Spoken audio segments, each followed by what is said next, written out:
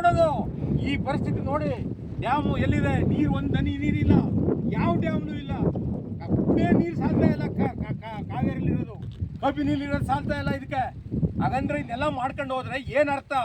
ಇದು ಜನಗಳ ಮೇಲೆ ಆಟ ಆಡಬಾರ್ದು. ಜನಗಳು ಇಟ್ಕೊಂಡು ಅಧಿಕಾರ ಮಾಡೋಂಥ ಆಸನ ಮೊದಲು ಬಿಡಬೇಕು. ಇದನ್ನು ನಾನು ಪದೇ ಪದೇ ಹೇಳ್ತಾ ಇದ್ದೀನಿ. ಇನ್ನಾರು ಎಚ್ಚೆತ್ಕೊಂಡು DMK ನಾಶವಾಗದೆ, ADMK ನಾಶ ಆಗದೆ. ಈಗ ವಿಜಯ್ ಬಂದಿದ್ದಾರೆ, ಕೂಡಲೇ ಇದನ್ನು ವ್ಯವಸ್ಥೆ ಮಾಡಬೇಕು. ಇದನ್ನು ಇಲ್ಲಿಗೆ ಅಂತ್ಯ ಮಾಡಿ ಒಳ್ಳೆ ಬೆಳವಣಿಗೆ ಇಂಥ ಸೌಹಾರ್ದತೆ ಮಾತುಕತೆ ಆಡಿ ವ್ಯವಸ್ಥೆ ಮಾಡಿ ಫಿಲ್ಟರ್ ನೀರನ್ನ ಸಿಹಿ ನೀರು ಮಾಡಿ ನಮ್ಮ ಸಮುದ್ರ ನೀರನ್ನ ಉಪ್ಪು ನೀರನ್ನ ಫಿಲ್ಟರ್ ಮಾಡಿ ಕೊಡಬೇಕು ಅಂತ ಒತ್ತಾಯವಲ್ಲ, ಮನವಿಯಲ್ಲ, ಆಗ್ರಹ ಮಾಡ್ತಾ ಇದ್ದೀನಿ. ವಿಜಯ್ ಆಗ್ರಹ ಮಾಡ್ತಾ ಇದ್ದೀನಿ. DK ಇಷ್ಟು ತಿಳ್ಕೊಳ್ಳಿ ನೀವು.